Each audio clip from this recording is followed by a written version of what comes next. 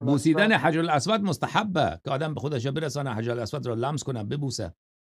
بله اونجا هم ازدحام دیگر، اونجا که ازدحام بود خیلی سخته، یعنی خودش را رسان، خصوصا در موسم حج که بسیار سخته. و بله دیگر این اگر بتوانید انجام بدید خیلی خوبه. در مراسم عمره که ازدحام کمتر، اونجا آسان تره.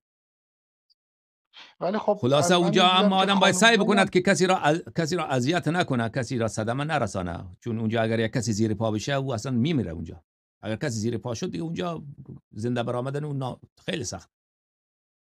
حالا بله متاسفانه من نتونستم این کارو بکنم، چون ازدحام و شلوغی و هل دادن انقدر بله زیاد بود و یه سری از زن‌ها هم میومدن بین مردها و هل میدادن. نمیدونم این کار برای شیعیان آیا درست هست که با این وجود باز هم تلاش بکنن برای بوسیدن سنگ، با وجودی که زن‌ها بین مردها واقعا تحت فشار قرار میگیرن اگر بله. بخوان این کار رو انجام والا بدن. ما در روایت چیزی ندیدیم که معنی شده باشه.